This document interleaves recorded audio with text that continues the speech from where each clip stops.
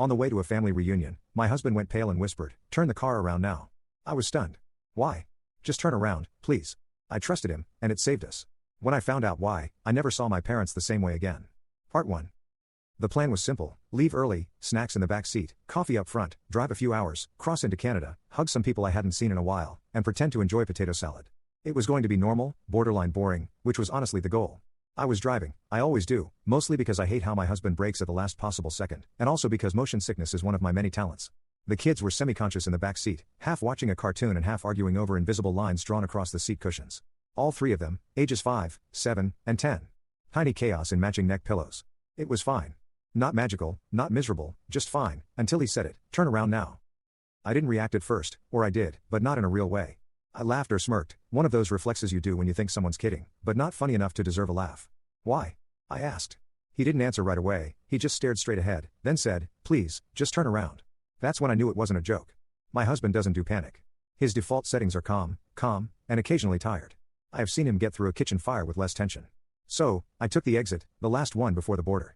It curved off gently, like the road itself was offering me a second chance. The moment we left the highway, his body relaxed, not all the way, just enough to make it obvious he'd been bracing for something. "Okay," I said. "Want to tell me what's going on now?" He shook his head. "Just drive."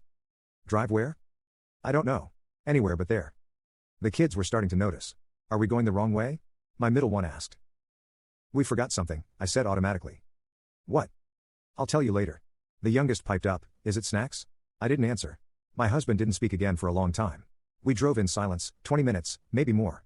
Just miles of trees and guilt pressing on the back of my neck. Then he said, "Take the next turnoff." It led to nowhere, a narrow access road with no sign and no real purpose. One of those places you only find when you're lost or about to be. I pulled off. He unbuckled his seat belt. "Stay here." He got out and walked to the back of the car. I couldn't see anything from where I was, so I just sat there waiting. My hands were sweating. My heartbeat was doing something weird, fast and heavy, like it knew something I didn't. After a minute, the trunk closed. He came back to my window. "Can you come out?" "Why?" "I need you to see it." He didn't sound angry or scared, just tired and very, very sure. I got out. He walked me to the back of the car and opened the trunk. He didn't say anything, he just pointed. I looked, and then I forgot how to breathe. I wasn't scared, not yet. Fear was still on its way. What I felt in that moment was something slower, heavier, like falling through the floor of my own life. I didn't touch it. I didn't need to. I just knew we were one wrong choice away from losing everything. The funny thing is, I actually thought I was the responsible one in the family. Not responsible in a pays their taxes and wears sunscreen way, though yes, those too, but in the sense that I thought I could be the stable one. The one who didn't explode or vanish or lie for sport. The one who tried. The one who offered help when she could afford to and boundaries when she couldn't.